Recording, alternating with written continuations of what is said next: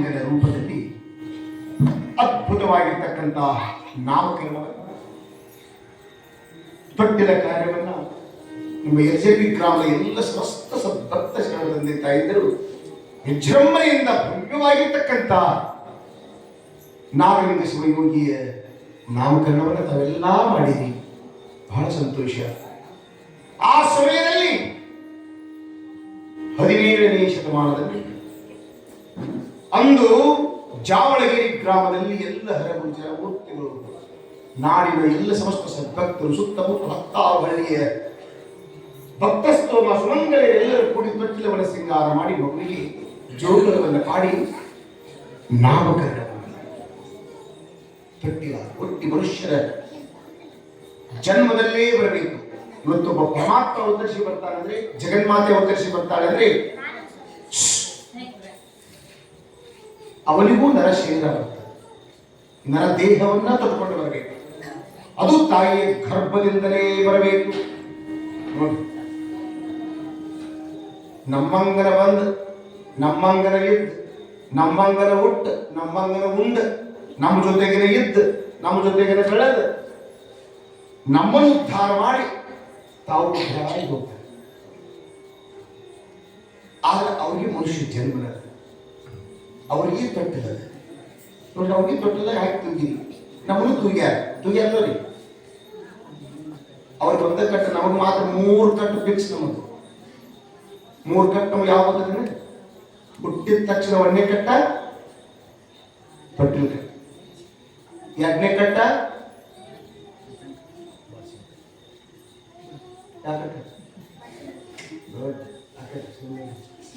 ಭಾಷೆ ಕಟ್ಟ, ಗಣೇಶವರು ಸುಮ್ಮೀರು ನೌಕರಿ ಅಂತ ದೊಡ್ಡದೋಡು ಬೇಡ್ಕೊರಿ. ಅಪ್ಪಗೆ ಕೃಷಿ ದೇಶದಲ್ಲಿ ನಮಗೆ ಬೇಡ್ಕೊರಿ, ಚಂದಾಗಿ ಬುದ್ಧಿ ಕೊಡಂತ ಹೇಳಿ ನೌಕರಿ ಹಾಕವ. ಅವ್ರು ನೌಕರಿ ಏನಾರು ಮಾಡಿರ್ತಾರೆ, ಅವರು ನೌಕರಿ ಯಾವ ಕೊಡ್ತೇವೆ ಅಂತ ಕೂತು ಬಿಡ್ತಾರ. ಏನು ನೌಕರಿ ಯಾವ ತಿನ್ನೋದೇನ್ರಿ? ಅನ್ನ ಕೊಡವ ಯಾರು? ಇಷ್ಟೆಲ್ಲ ಗೊತ್ತಿದ್ದು ಮತ್ತು ನೌಕರಿ ಯಾವ ರೆಟ್ಟಾಗ ಶಕ್ತಿ ಇರೋ ತನಕ ದುಡಿದು ಸಾಕ್ತಾರೆ ರೈತ. ಏನೇ ಹೇಳ್ಯಾಕ ಬಂದ್ಬಿಟ್ಟ ಅವನಿಷ್ಟು ಜೇರ್ ಕಡ್ತಾ ನೋಡಿ ಹೆಂಗಿರ್ತಾನೆ ಮಾಡುವ.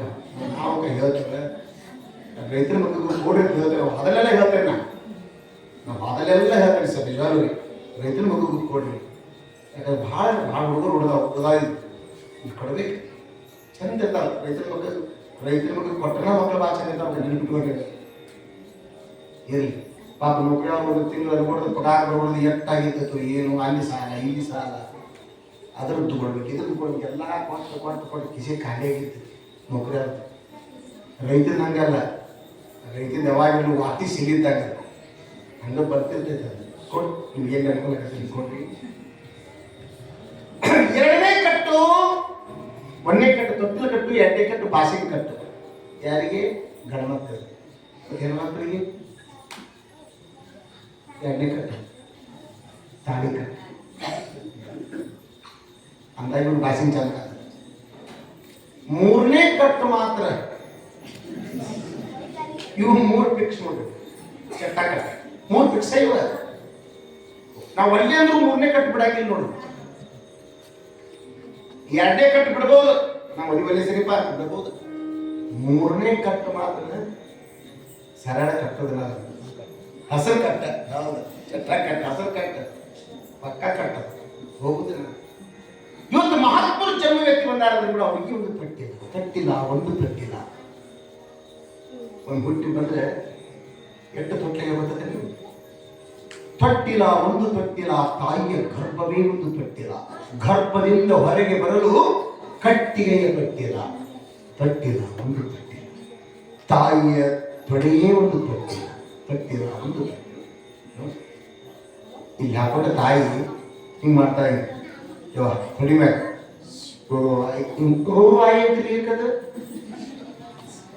ನಾನು ಎಲ್ಲ ಡಿಕ್ಷನರಿ ತೆಗೆದು ನೋಡಿ ಸರ್. ಅದು ಶಬ್ದ ಶಿಬಾರ್ತಾರೆ, ಅದು ಅರ್ಥ ಶಿಬಾರ್ತೆ.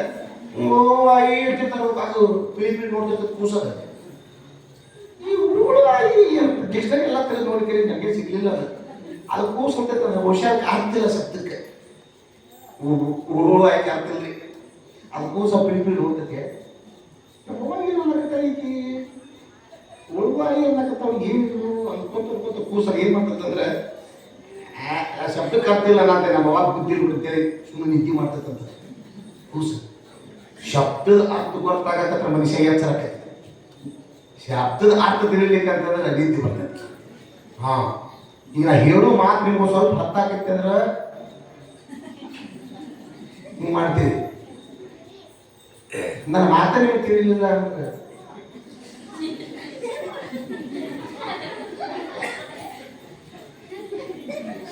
ಯಾವಾಗ ಬಿಡ್ತಾರಂತ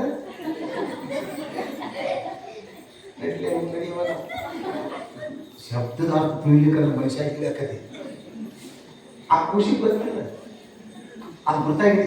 ಇದಕ್ಕೆ ಆಗ್ತಿಲ್ಲ ನಿಮ್ಮೆಲ್ಲ ನಮ್ಮ ಅವಾಗ ಕೂತಿನ ಬಿಡದೆ ನಿದ್ದೆ ಮಾಡ್ತಾರೆ. ತಾಯಿಯ ತೊಡೆಯೇ ಒಂದು ತೊಟ್ಟಿಲ್ಲ, ಸತಿಗೆ ಪತಿಯ ತೋಳ ಬಂದವೇ ಒಂದು ತೊಟ್ಟಿಲ್ಲ, ತೊಟ್ಟಿಲ್ಲ ಒಂದು ತೊಟ್ಟಿಲ್ಲ, ನೆರೆದ ಜಾತ್ರೆಯಲ್ಲಿ ತೂಗುವುದೊಂದು ತೊಟ್ಟಿಲ್ಲ, ತೊಟ್ಟಿಲ್ಲ ಒಂದು ತೊಟ್ಟಿಲ್ಲ, ಮೋಹ ಒಂದು ತೊಟ್ಟಿಲ್ಲ, ಹುಸಿಯ ನುಡಿಯುವ ನಾಲಿಗೆ ಒಂದು ತೊಟ್ಟಿಲ್ಲ, ತೊಟ್ಟಿಲ್ಲ ಒಂದು ತೊಟ್ಟಿಲ್ಲ, ಸತ್ತ ಹೆರಗೆ 4 ಜನರ ಹೆಗಲೇ ಒಂದು ತೊಟ್ಟಿಲ್ಲ, ಸತ್ತ ಹೆರಗೆ ಕುನಿಯೇ ಕೊನೆಯ ತೊಟ್ಟಿಲ್ಲ, ತೊಟ್ಟಿಲ್ಲ ಒಂದು ತೊಟ್ಟಿಲ್ಲ. ತೊಟ್ಟಿಲಗಳೆಷ್ಟೋ ಮಸನಗಳಷ್ಟು. ಅಜ್ಞಾನವೆಂಬ ತೊಟ್ಟಿಲಲ್ಲಿ ಜ್ಞಾನವೆಂಬ ಶಿಶುವ ಮಲಗಿಸಿ ಅಲ್ಲ ಮಾತ್ರ ವಾಚನ ಪದ ತೊಟ್ಟಿಲ ತೊಟ್ಟಿಲಂದ್ರೆ ಸಾಮಾನ್ಯ ಅಲ್ಲ. ಹುಟ್ಟಿ ಬಂದ ನಾಗಲಿಂಗ ಶಿವಯೋಗಿ ಬಂದಿರುವ ಎಲ್ಲರೂ ಪ್ರೀತಿಯಿಂದ ಮಗನನ್ನು ಎತ್ತಿ ಮುದ್ದಾಡುವ ಎಂಥ ಮಗನಿಗೆ ಜನ್ಮ ಕೊಟ್ಟಿ ತಾಯಿ ನಗಮ್ಮ ಅಂತೇಳಿ ಮುದ್ದಿಸಿ ಎಲ್ಲರೂ ಪ್ರೀತಿಯಿಂದ ಆ ಮಗುವಿನ ಕೈಯೊಳಗೆ ಉಡುಗೊರೆಯನ್ನು ಕೊಟ್ಟು ಪದ್ಧತಿ ಕೊಟ್ಟು ಹೋಗುದು. ಆ ಉಡುಗೊರೆಯನ್ನು ಕೊಟ್ಟು ಮದುವೆಗೆ ಹೋಗಲಿ, ನಾಮಕರಣಕ್ಕೆ ಹೋಗಲಿ, ಪುಸ್ತಕಾಲಕ್ಕೆ ಹೋಗಲಿ, ಅಲ್ಲಿ ಒಂದಿಷ್ಟು ಕೊಡುದಿರ್ತದೆ. ಅವು ಪದ್ಧತಿ ಆಗಿರ್ತದೆ ನೋಡ್ರಿ. ಈ ಮದುವೆದು ಹಾಗಾದ್ರೆ ನೀವು ಯಾರ ಮದುವೆಗೆ ಹೋಗಿದ್ರೆ ನಿಮ್ಮ ಮನ್ಯಾಗ ಒಂದು ಬುಕ್ ಇರ್ತದೆ. ಅದು 8 ವರ್ಷದ ಇರ್ತದೆ ಏನೋ ಆ ಬುಕ್ ತೆಗಿಸ್ತಾರ. ನಾನು ಆ ಬುಕ್ನ್ಯಾಗ ಎಷ್ಟು ಹಾಕಿದ್ದು ತಟ್ಟ ಕೊಡ್ತಾರೆ. ಭಾಳ ಬೇರೆ ನಮ್ಮ ಮಂದಿ ಬುಕ್ ಕೊಟ್ಟಾಗ ಹೆಂಗೆ ನೋಡೋದು ಆಯ ಬುಕ್ ಅವ್ನು ತೆಗೆದಿಟ್ಟಿರ್ತಾರೆ. ತೆಗೆದಿಟ್ಟ ಅವ್ರು ಬಂದಿಲ್ಲ ಏನಾರು ಕಾರ್ಯ ತೆಗಿಲ್ಲ ಅಂತ ಬುಕ್ ಅಂತಾರೆ. ತೆಗೆದು ನೋಡ್ತಾರೆ. ಅವ್ರು 2 ರೂಪಾಯಿ ಹಾಕಿದ್ದಾರೆ, 2 ರೂಪಾಯಿ ಹಾಕ್ತಾರೆ. ಅವ್ 5 ರೂಪಾಯಿ ಹಾಕಿದ್ದಾರೆ, 5 ರೂಪಾಯಿ ಹಾಕ್ತಾರೆ. ಹಂಗಿರ್ತೈತೆ ಅವ್ರು ಹಾಕೋದು ಬರ್ತದೆ. ಅಂದ್ರೆ ಭಗವಂತನಿಗೆ ಒಂದಿಷ್ಟು ನಾವು ಕೊಟ್ಟು ಯಪ್ಪ ನಮ್ಮ ಚಂದ ಬೇಡಪ್ಪ ಅಂತ ಬೇಡ್ಕೋತದ ಪರಮಾತ್ಮನಿಗೆ ಕೊಡ್ತಿರ್ತದೆ.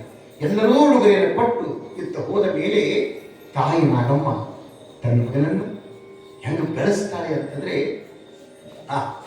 ಆ ತಾಯಿಯ ಪ್ರೀತಿ, ವಾತ್ಸಲ್ಯ, ಮಮತೆ, ಸಂಸ್ಕಾರ, ಎಂಥ ಸಂಸ್ಕಾರವನ್ನು ಕೊಟ್ಟು ತಾಯಿ ತನ್ನ ಮಗನನ್ನು ಬೆಳೆಸ್ತಾರೆ. ಮಗನಿಗೆ ನೋಡಂತಾಳಂತ ಎಲ್ಲರೂ ನೋಡಿ ನನ್ನ ಮಗನನ್ನು ನೋಡಿ ಮುದ್ದಾಡಿ ನನ್ನ ಮಗನಿಗೆ ನೆದರಾಗಿದೆ. ನೆದರಿನ ಟಿಕ್ಕಿ ಇಟ್ಟಾಳಂತ. ತೊಟ್ಟಿಲದಾಗೊಂದು ತೊಳೆದ ಮುತ್ತನು ಕಂಡೆ,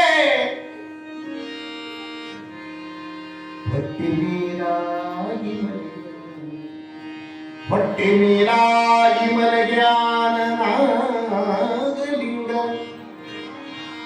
ಹೊಟ್ಟೆ ಮೇಲಾಗಿ ಮಲಗ್ಯಾನನಾಗಲಿಂಗ, ಮುತ್ತಿನ ದೃಷ್ಟಿ ತಗದೇನ. ತಾಯಿ ತೊಟ್ಟಿಲದಾಗೊಂದು ತೊಳೆದ ಮುತ್ತನು ಕಂಡೆ,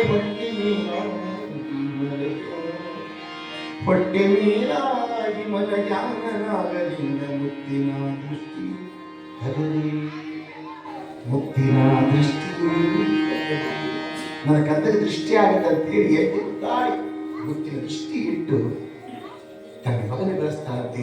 ಬೆಳೆಸಿದಳು 6 ವರ್ಷದ ಬಾಲಕ. 6 ವರ್ಷದ ಬಾಲಕನಾಗಿರ್ತಕ್ಕಂಥ ನಾಗಲಿಂಗ ಗೆಳೆಯರ ಜೊತೆ ಆಟ ಮಾಡ ಚಿಕ್ಕ ವಯಸ್ಸಿನಲ್ಲಿ ಅದೊಂದು ಅವಸ್ಥೆ, ಬಾಲ್ಯಾವಸ್ಥೆ. ಜ್ಞಾನಿಗಳು ಆಡಿದ್ಯಾರು, ನಾವು ಆಡಿದ್ವಿ. ಆ ಅವಸ್ಥೆ 3 ಅವಸ್ಥೆ: ಬಾಲ್ಯಾವಸ್ಥೆ, ಯೌವನಾವಸ್ಥೆ, ಮುಪ್ಪಾವಸ್ಥೆ. ಈ 3 ಅವಸ್ಥೆ ಯಾವ್ದಾದ್ರಿಗೂ ಬರ್ತಾವ. ಈಗ ನೋಡಿ, ಈ ಹುಡುಗರಿಗೆ ಐತಿ ಅವಸ್ಥೆ ಇದೆ. ನಾವು ಏನು ಬೇಕಾದ್ರೆ ಕಿರಿಗಿರ್ತಾರ ಮಾಡಿದ್ರೆ ಮಜಾ ಆಗ್ತದೆ. ನಾವು ಬೇಕಾದ್ರೆ ಸುಮ್ ಕುಂದಿರ್ತೀವಿ. ಮಂಗ್ಯಾನ ಗೊತ್ತಿರ್ತದೆ ಅಂತ ಹೊಟ್ಟೆ ಚಿಗದಾಡುದು ತಿರುಗಾಡುದು ಬೆಕ್ಕಿ ಕುಟ್ಟುದು ಚೂಟುದು ನೋಡಿ ನ್ಯಾಯಗಳಾಗ್ತದೆ. ನೀವು ನೋಡಿದ್ರ ಆಗೈತದ ಆ ಅವಸ್ಥೆ ಒಳಗೆ ಮಾಡ್ಬೇಕಾಗ್ತದೆ. ಬಾಲಸ್ತಾವ ಕ್ರೀಡಾಸಕ್ತ ಶಂಕರ ಭಗವತ್ಪಾದ ಏನಂತಾರೆ, ಬಾಲ್ಯದಲ್ಲಿ ಆಟ ಪಾಠದಲ್ಲಿ ಆಸಕ್ತನಾಗಿ ತನ್ನ ಆಯುಷ್ಯ ಕಳೀತಾನಂತೆ. ಹೆಂಗೆ ಕಳೀತಾರೆ? ದಿವಸ ಹೋತು, ಪಕ್ಷ ಹೋತು, ಮಾಸ ಹೋತು, ವರ್ಷ ಹೋತು. ದಿವಸ ಹೋತು, ಪಕ್ಷ ಹೋತು, ಮಾಸ ಹೋತು, ವರ್ಷ ಹೋಗಿ ತಿರುಗುವಂತ ಬಾಲ್ಯಾವಸ್ಥೆ ಹೋಗಿ. ಬಾಲ್ಯದ ಅವಸ್ಥೆ ಹೆಂಗೆ ಹೋಗಿ ನಮ್ಗೆ ಗೊತ್ತಾಗಿಲ್ಲ ನಾವು. ಆದ್ರೆ ಮಹಾತ್ಮನು ಕೂಡ ನಾಗಲಿಂಗ ಶಿವನಿಗೂ ಕೂಡ ಆಟವನ್ನು ಆಡಿದ. ಅವನ ಆಟವೇ ಬೇರೆ. ಜಗತ್ತಿಗೆ ತನ್ನ ಲೀಲೆಯನ್ನು ತೋರ್ಲಿಕ್ಕೆ ಬಂದಿರ್ತಕ್ಕಂಥ ನಾಗಲಿಂಗ ಕರಿತಿದ್ರಂತ ಅವನು. ಆಟ ಆಡಬಾರು ನಾಗಲಿಂಗ ಹುಡುಗರು ಗುಂಡದ ಆಟ, ದೀಕು ಆಟ ಆಡಿರಿ. ದೀಕುದು ಅಲ್ಲೊಂದು ತೆಗ್ ತೆಗೆದಿರ್ತಾರೆ. ಆ ಸೋತವನ್ನ ಗುಂಡ ಹೊಡ್ಕೊಂಡು ಹೋಗಿ ದೀಕುಸ್ಕೊಂತ ಬಂದ ತೆಗ್ನ್ಯಾಗ ಗುಂಡ ಕೇಳುವುದು. ಹೌದಲ್ಲ? ಇದ್ರ ಅರ್ಥ ಬರ್ತದೆ ನಿಮ್ಗೆ. ಇದರ ಅರ್ಥ ಇದ್ರ ಕೈಯಾರ ನಾಗಲಿಂಗ ಹುಡುಗರು ಬಾ ನಾಗಲಿಂಗ ಹಬ್ಬ ದೀಕು ಆಟ ಅವಂದ ನಾಗಲಿಂಗ ಎಷ್ಟೋ ಜನ್ಮದೊಳಗೆ ದೀಕಿ ದೀಕಿ ದೀಕಿ ದೀಕಿ ಬಂದೀನು. ಏನ್ ದೀಕುದು?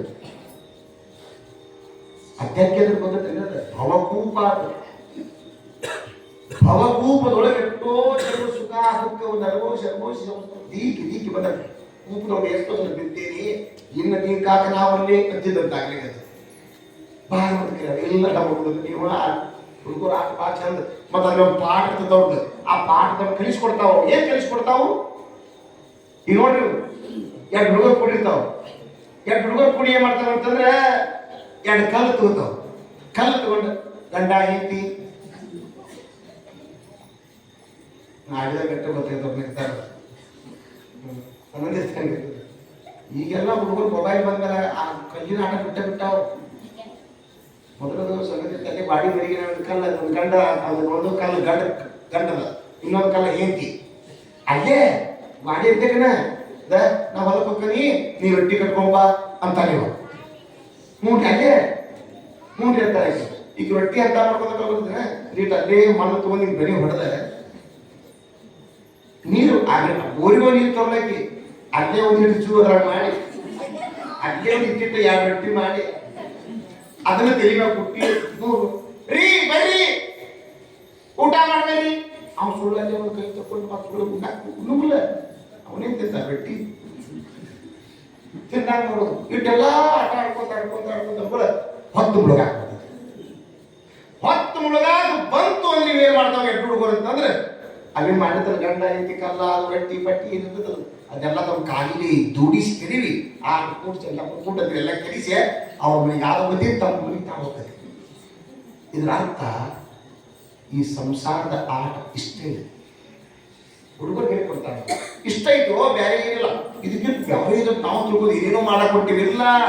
ಇಷ್ಟ ಇತ್ತಿದೆ. ಮುಂಜಾನೆ ಹೇಳೋದು, ದುಡಿದು, ಉಣ್ಣುದು, ಆರಾಮಿರುವುದು, ಮಲಗುದು, ಮತ್ತೆ ರಾತ್ರಿ ಇದ್ರೆ ಮತ್ತೆ ಮುಂಜಾನೆ ಹೇಳೋದು, ಮತ್ತೆ ದುಡಿದು, ಮತ್ತೆ ಇಷ್ಟ ಇರ್ತದೆ. ಅದ್ರ ಬಿಟ್ಟು ಬಡಬಡ್ಕೊಂಡು ಗಳಸಾಕು ನೆಮ್ಮದಿ ಸಿಗುತ್ತೆ. ಗಳಸಾಕ ಎಲ್ಲದ ನೆಮ್ಮದಿ? 11 ತೆಲಿ ತಿನ್ನುವಟ್ಟ 10 ತೆಲಿ ತಿನ್ನುವಟ್ಟ ಗಳಿಸ್ಯಾನ. 10 ತೆಲಿ ತಿನ್ನುವಟ್ಟ ಗಳಿಸ್ಯಾನ. ರೈನ್ಯ ದಾಳಕತ್ತಾನ ಸೌಕಾರ.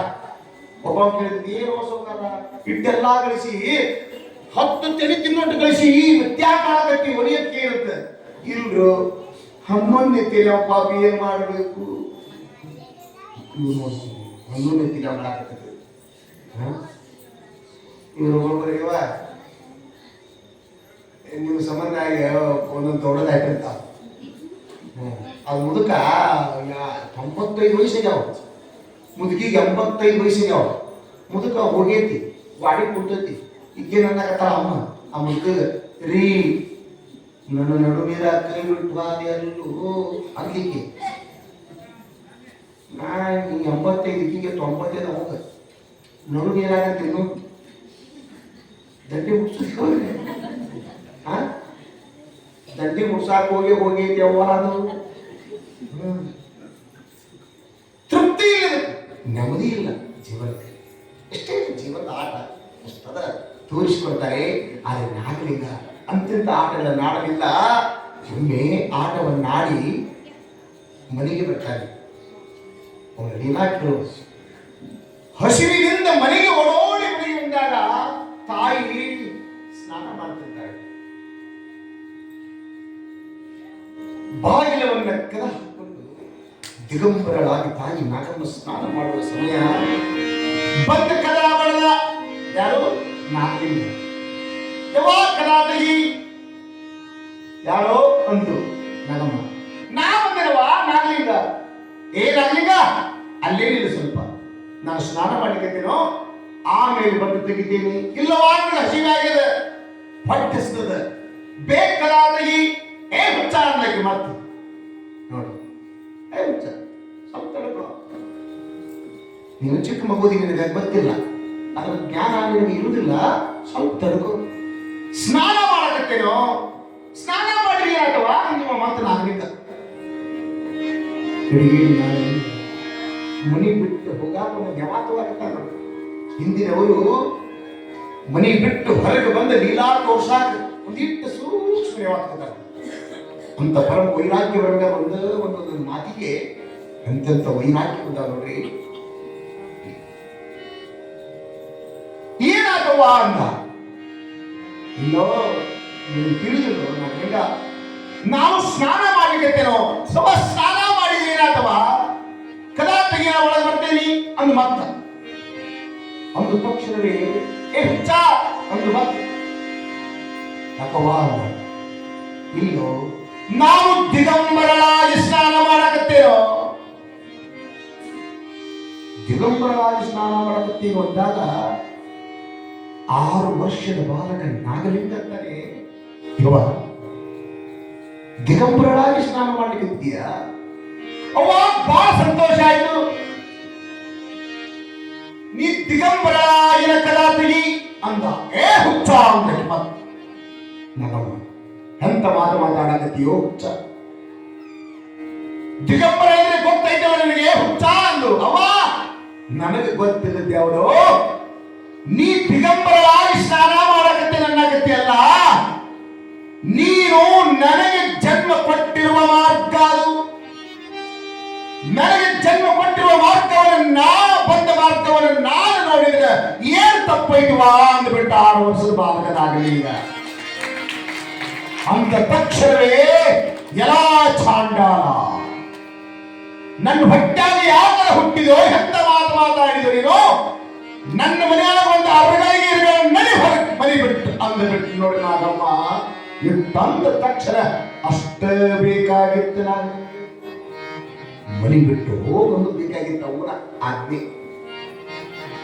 ತಂದೆ ತಾಯಿಗಳಾಗಿರ್ತಕ್ಕಂಥವರು, ಒಬ್ಬ ಮಗ ಇವತ್ತು ತಂದೆ ತಾಯಿಗಳ ಮನಸ್ಸನ್ನು ನೋಯಿಸಬಾರದು. ಸೂಕ್ಷ್ಮವಾಗಿ ತಂದೆ ತಾಯಿಗಳ ಆಶೀರ್ವಾದ ಪಡ್ಕೋಬೇಕು. ಶಂಕರ ಭಗವತ್ಪಾದರು, ಶಂಕರಾಚಾರ್ಯರು ಮನೆ ಬಿಡಬೇಕಾದ್ರೆ ಹಂಗ ಬಿಡಲಿಲ್ಲ. ಅತಿಯಾದ ಪ್ರೀತಿ ತಾಯಿ ಭುವನೇಶ್ವರಿ, ಕೆಟ್ಟ ಪ್ರೀತಿ. ಒಬ್ಬ ಮಗ 8 ವರ್ಷದ ಬಾಲಕ, ಹೊಳಿಗೆ ಒಯ್ಯಾಕ ಹೋಗ್ಯಾಳ ತಾಯಿ. ಇಲ್ಲಿ ಒಯ್ಯಾಕ ಮಾಡಕತ್ತ ದಂಡಿ ಒಳಗ ಮನಿ ಬಿಡು ಯಾವ ಮಾಡ್ಕೊಂಡು ಹೊಳಿ ಒಳಗೆ ಹೋಗ್ತಾನೆ ಶಂಕರಾಚಾರ್ಯ. ಶಂಕರ ಒಳಗೆ ಹೋದಾಗ ತನ್ನ ಶಕ್ತಿಯಿಂದ ಶಂಕರನೇ ಶಂಕರಾಚಾರ್ಯರಾಗಿ ಅವತರಿಸಿ ಬಂದಿದ್ದರು ಭೂಮಿಗೆ. ಪರಮಾತ್ಮನೇ ತನ್ನ ಶಕ್ತಿಯಿಂದ ಒಂದು ಕಾಲಿಗೆ ಮೊಸಳಿ ಕಡೆಯಿಂದ ಹಿಡಿಸ್ಕೊತಾನೆ.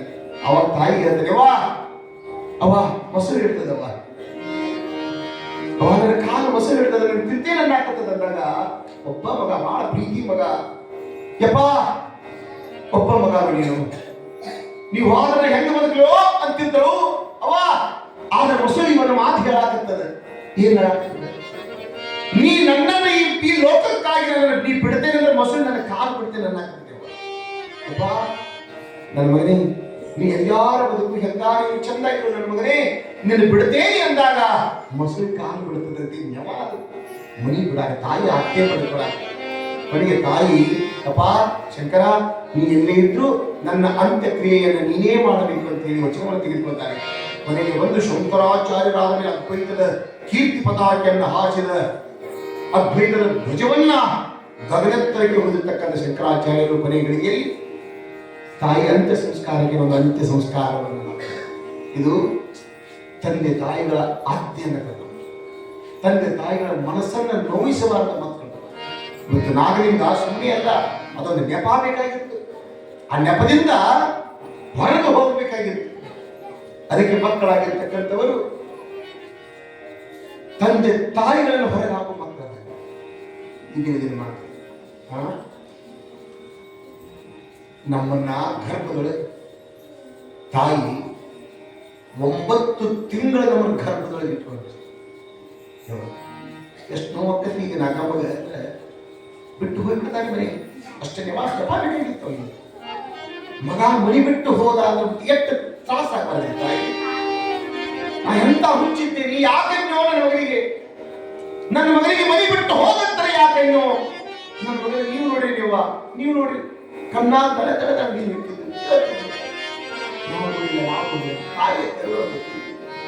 9 ತಿಂಗಳು ನಮ್ಮನ್ನು ಗಟ್ಟಿ ಒಳಗೆ ಇಟ್ಟುಕೊಂಡು ನಮ್ಮನ್ನು ಗರ್ಭದಲ್ಲಿ ದೇವರನ್ನಾಗಿ ಮಾಡಿ ಬಂದು ಸೇರ್ತಾಳೆ. ಹಾಗೆ ಗೊತ್ತಾ, ಗರ್ಭವನ್ನೇ ಗುಡಿಯನ್ನಾಗಿ, ಈ ತನ್ನ ಗರ್ಭವನ್ನೇ ಗುಡಿಯನ್ನ ಮಾಡಿ ರಕ್ತದಿಂದ ಅಭಿಷೇಕವನ್ನ ಮಾಡಿ ಕರಳುಗಳನ್ನ ಹಾರಗಳನ್ನ ಹಾಕಿ ನಮ್ಮನ್ನ ಗರ್ಭದಿಂದ ಹೊರಗೆ ಕಳಿಸಬೇಕಾದ್ರೆ ಒಳಗ ನಮ್ಮನ್ನ ದೇವರ ಮಾಡಿ ಕಳಿಸಿದವಳು ಯಾರಂದ್ರೆ ತಾಯಿ, ಜಗತ್ತಿನೊಳಗೆ ತಾಯಿ.